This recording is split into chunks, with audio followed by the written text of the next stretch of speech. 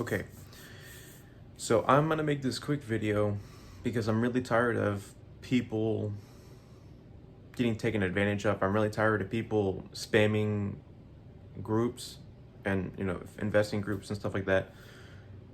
Really try to instill knowledge because this is people's lives. This is people's lives. This is like a something investing is something that I'm passionate about, and I'm genuinely trying to help people understand because this is their savings.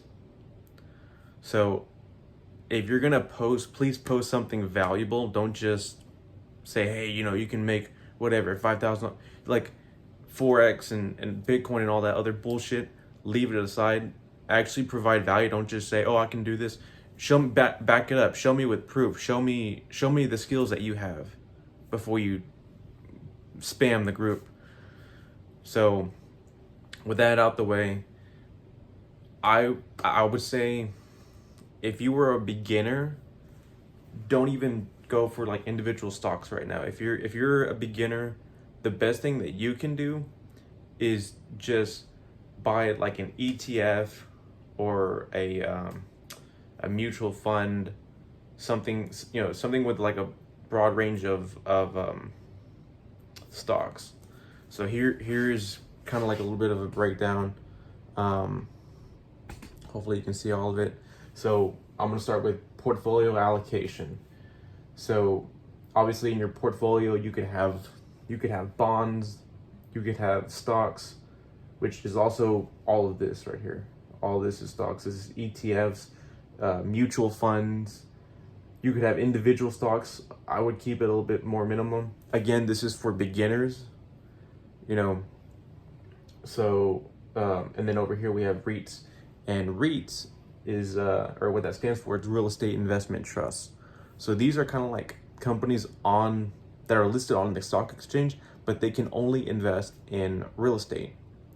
So typically they pull investors' money together and they can buy off. There's a whole bunch of different kind of REITs. So you can't just say, oh yeah, you should buy this. It depends. So if somebody asks me a specific question, oh, should I get this? It depends, because there's REITs that invest in office buildings. There's REITs that invest in residential homes. There's REITs that invest in shopping malls. It just depends. You have to look at it. But with that being the case, I want to introduce people to this is a finance concept that you learn, may or may not know. In finance, corporate finance. It's called regression toward the mean. What this means is this is a graph. Analysts they took a survey of like the past like 50 years. I believe it was from like the 1980s up until now, or I think it was a little bit before that.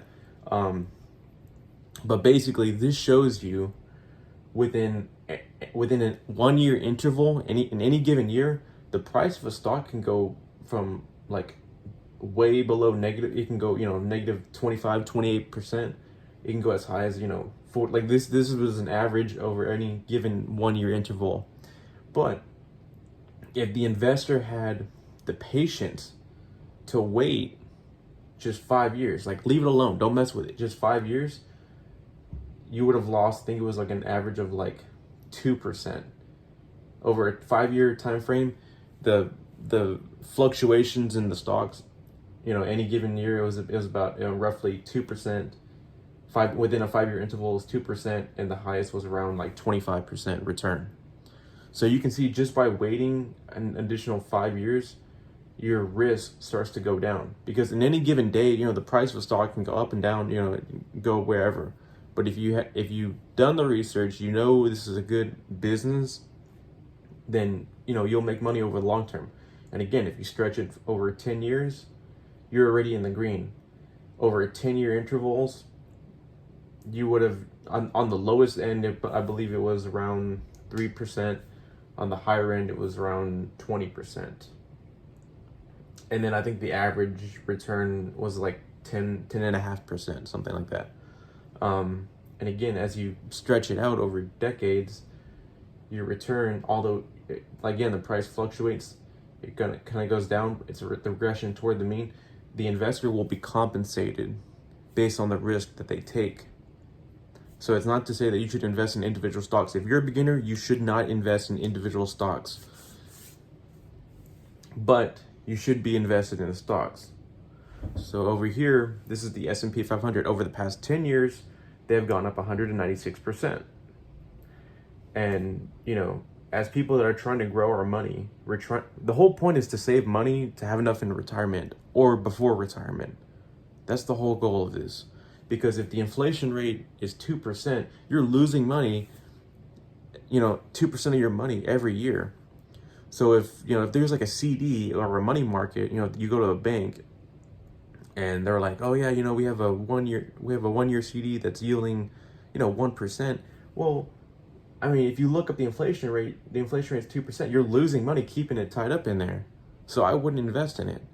You could invest in like bonds or, you know, something a little bit higher that has like a government bond that's yielding 3%, you know, a corporate bond, a safe corporate bond. There's different levels.